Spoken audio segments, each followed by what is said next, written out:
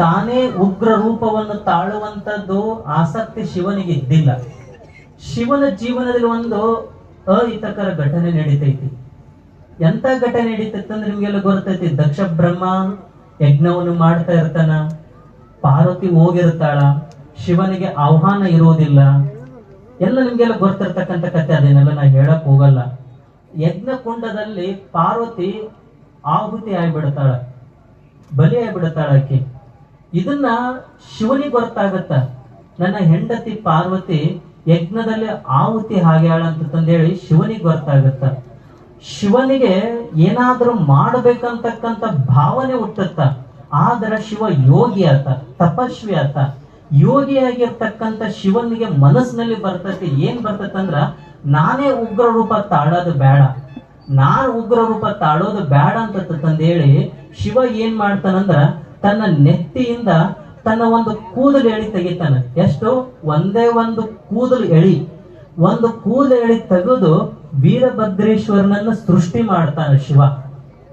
ಆ ಒಂದು ಎಳೆ ಕೂದಲು ಎಳೆನ ವೀರಭದ್ರೇಶ್ವರನ ಸೃಷ್ಟಿ ಮಾಡಿ ಅನ್ಯಾಯ ಮಾಡಿದಂತಹ ಆ ರಾಜನ ಮೇಲೆ ಬಿಡ್ತಾನೆ. ಅವಾಗ ವೀರಭದ್ರೇಶ್ವರ ಏನ್ ಮಾಡ್ತಾನಂದ್ರೆ ಅನ್ಯಾಯವಾದಂತಹ ಆ ಇಡೀ ಸೈನ್ಯವನ್ನ ಧ್ವಂಸ ಮಾಡ್ತಾನ. ಯಾರು? ವೀರಭದ್ರೇಶ್ವರ. ವೀರಭದ್ರೇಶ್ವರೊಳಗೆ ವೀರ ಅನ್ನತಕ್ಕಂಥ ಶಬ್ದ ಐತಿ. ವೀರ ಅಂದ್ರೇನು? ಪರಾಕ್ರಮಿ ಅಂತ ಅರ್ಥ. ವೀರ ಅಂತಂದ್ರೇನು? ಕೆಚ್ಚದೆ ಉಳ್ಳವ ಅಂತ ಅರ್ಥ. ಶಿವನ ಜೀವನದಲ್ಲಿ ಅತ್ಯಂತ ಮಹತ್ವಪೂರ್ಣವಾದಂತ ಘಟನೆ ಏನಂತಂದ್ರ, ಸರ್ವೇ ಸಾಮಾನ್ಯವಾಗಿ ವೀರ ಅಂತಂದ್ರ ಈ ಪದ ಎಲ್ಲಿಂದ ಬಂದೈತಂತಂದ್ರ ವೀರ್ಯ. ವೀರ್ಯ ಅಂತಕ್ಕಂಥ ಪದದಿಂದ ವೀರ ಅಂತಕ್ಕಂಥ ಪದ ಬಂದೈತಿ. ಸಾಮಾನ್ಯವಾಗಿ ವೀರ್ಯ ಅಂತಂದ್ರ ಮನುಷ್ಯನ ಜನನಕ್ಕೆ ಕಾರಣವಾಗ್ತಕ್ಕಂಥ ಬೀಜಕ್ಕೆ ವೀರ್ಯ ಅಂತ ಕರೀತಾರೆ. ಇದನ್ನ ಜೀವನದ ಜೀವ ವ್ಯವಸ್ಥೆಯಲ್ಲಿ ಈ ವೀರ್ಯವನ್ನ ಸರ್ವೇ ಸಾಮಾನ್ಯವಾಗಿ ಎಲ್ಲರೂ ಎದಕ್ ಬಳಸ್ತಾರಂತಂದ್ರ ಸಂತಾನೋತ್ಪತ್ತಿಗೆ ಬಳಸ್ತಾರೆ ಈ ವೀರ್ಯವನ್ನ. ಆದ್ರೆ ಶಿವನ ಜೀವನದಲ್ಲಿ ಏನಾಗಿತ್ತಂದ್ರ ಒಮ್ಮೆ ಉಲ್ಲೇಖ ಐತಿ, ಶಿವ ಎಂದೂ ಕೂಡ ತನ್ನ ವೀರ್ಯವನ್ನ ಸ್ಖಲನ ಮಾಡಲಿಲ್ಲ. ತನ್ನ ವೀರ್ಯವನ್ನ ಊರ್ಧ್ವಮುಖವಾಗಿ ಏರಿಸಿ ತನ್ನ ನೆತ್ತಿಗೆ ಏರಿಸಿದಂತ ಆ ನೆತ್ತಿಗೆ ಏರಿಸಿದ ಒಂದು ಕೂದಲಿಗೆ ವೀರಭದ್ರೇಶ್ವರ. ಅಂತ ವೀರಭದ್ರೇಶ್ವರ ನಿಮ್ಮ ದೇವಸ್ಥಾನವನ್ನು ನೀವೆಲ್ಲ ನಿರ್ಮಾಣ ಮಾಡಿರಿ ನೋಡ್ರಿ. ಒಂದು ಸಣ್ಣ ಕೂದಲು ಎಳೆ ವೀರಭದ್ರೇಶ್ವರ ಒಂದು ಅಂಶ ಎಷ್ಟೆಲ್ಲ ಪರಾಕ್ರಮಿಯಾಗಿ ಶಕ್ತಿಶಾಲಿಯಾಗಿ ಕೆಲಸವನ್ನು ಮಾಡಿತು. ಅದಕ್ಕಲ್ಲಿ ನೋಡ್ರಿ, ಸಾಮಾನ್ಯರು ಅದೇ ವೀರ್ಯವನ್ನ ಸಂತಾನೋತ್ಪತ್ತಿಗೆ ಬಳಸಿದ್ರಪ್ಪ ಅಂದ್ರ ಒಬ್ಬ ಯೋಗಿ ಪುರುಷ, ಶಿವ ಪುರುಷ ಏನ್ ಮಾಡಿದಂದ್ರ ಸಂತಾನೋತ್ಪತ್ತಿಗೆ ಬಳಸಲಿಲ್ಲ, ಅದನ್ನ ನೆತ್ತಿಗೇರಿಸಿ ಸಂತಾನ ಉತ್ಪತ್ತಿ ಮಾಡದ, ಸಂತಾನೋತ್ಪತ್ತಿಗೆಲ್ಲ ಸಂತಾನ ಉತ್ಪತ್ತಿ ಮಾಡದ ಶಿವ, ಆತನೇ ವೀರಭದ್ರೇಶ್ವರ. ಇಂತಹ ಸುಂದರವಾಗಿ ಗುಡಿಯನ್ನು ನಿರ್ಮಾಣ ಮಾಡಿರಿ, ಭಕ್ತಿ ಭಾವದಿಂದೆಲ್ಲ ಶ್ರದ್ಧೆಯಿಂದೆಲ್ಲ ಸೇರಿರಿ. ಈ ಕಾರ್ಯಕ್ರಮಕ್ಕ ಕೊಪ್ಪಳದ ಪೂಜ್ಯರು ಬರ್ಬೇಕಾಗಿತ್ತು. ಏನೋ ಕಾರಣಾಂತರಗಳಿಂದ ಅಪ್ಪೋರಿಗೆ ಬರೋದಕ್ಕಾಗಲಿಲ್ಲ. ಅದಕ್ಕಲ್ಲಿ ನಮ್ಮನ್ನು ಕಳಿಸಿದ್ರು, ಹೋಗಿ ಬರ್ರಿ ಅಪ್ಪೋರ್ಗೆ ಅಂತ ಹೇಳಿ ಕಳಿಸಿದ್ರು. ಹೋಗುವಾಗ ಒಂದು ಮಾತನ್ನ ಹೇಳಿ ಕಳಿಸಿದ್ರು, ಹಂಗ ಹೇಳಿ ಕಳಿಸ್ಲಿಲ್ಲ. ಏನ್ ಹೇಳಿ ಕಳಿಸಿದ್ರಂದ್ರ, ಚಿಕ್ಕೇರೂರಿಂದ ಕೊಪ್ಪಳ ದೂರ ಇರ್ಬೋದು, ಆದ್ರೆ ಮನಸ್ಸಿನಿಂದ ನಾವು ಯಾವಾಗ್ಲೂ ಹತ್ತಿರವಾಗಿರ್ತೀವಿ ಚಿಕ್ಕೇರೂರಿಗೆ ಅಂತ ಹೇಳಿ ಕೊಪ್ಪಳದ ಪೂಜ್ಯರು ಈ ಮಾತನ್ನ ಹೇಳಿ ಕಳಿಸ್ಯಾರ.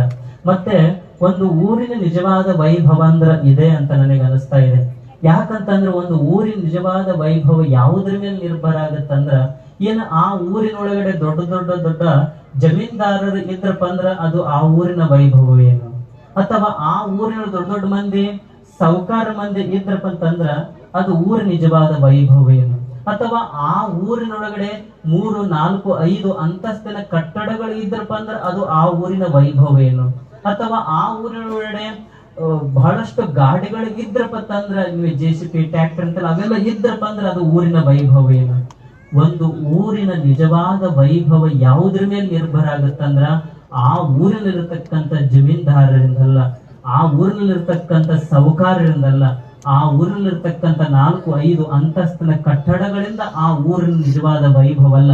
ಒಂದು ಊರಿನ ನಿಜವಾದ ವೈಭವ ಯಾವುದ್ರ ಮೇಲೆ ನಿರ್ಭರ ಆಗತ್ತಂದ್ರ ಊರಿನ ಹಿತಕ್ಕೋಸ್ಕರ ಊರಿನಲ್ಲಿರ್ತಕ್ಕಂಥ ಹಳ್ಳಿಯಲ್ಲಿರ್ತಕ್ಕಂಥ ಹಿರಿಯರು ಕಿರಿಯರು ತಮ್ಮ ಒಳಗಡೆ ಇರತಕ್ಕಂಥ ಜಾತಿ, ಧರ್ಮ, ಪಕ್ಷ, ಮತ ಎಲ್ಲವನ್ನು ಸರಿ ಗೊತ್ತಿಟ್ಟು ಊರಿನ ಹಿತಕ್ಕೋಸ್ಕರ ಯಾವ ಊರಿನೊಳಗೆ ಹೆಗಲು ಕೊಟ್ಟು ದುಡಿಯುವಂತರದರೋ ಅದು ಆ ಊರ್ ನಿಜವಾದ ವೈಭವ ಆಗುತ್ತಾ, ಅದು ಆ ಊರ್ ನಿಜವಾದ ವೈಭವ. ಅಂತ ಊರನ್ನ ಎಲ್ಲಿ ಕಂಡಿವಂದ್ರ ಚಿಕ್ಕೇರೂರು ಗ್ರಾಮದಲ್ಲಿ ಕಂಡೀವಿ ಅಂತ ತಂದು ಹೇಳ್ತಾ, ಮತ್ತೆ ಈ ಊರಿಗೆ ಮಳೆ ಬೆಳೆ ಸಮೃದ್ಧಿಯಾಗಲಿ, ಮತ್ತಷ್ಟು ಮಗದಷ್ಟು ಈ ಊರು ಸಮೃದ್ಧಿಯಾಗಿ ಬೆಳಲಿ ಅಂತ ಆಶಿಸುತ್ತಾ ನನ್ನ ಎರಡು ಮಾತುಗಳಿಗೆ ವಿರಾಮವನ್ನು ಕೊಡ್ತೇನೆ. ಎಲ್ಲರಿಗೂ ಶರಣು ಶರಣಾರ್ಥಿ.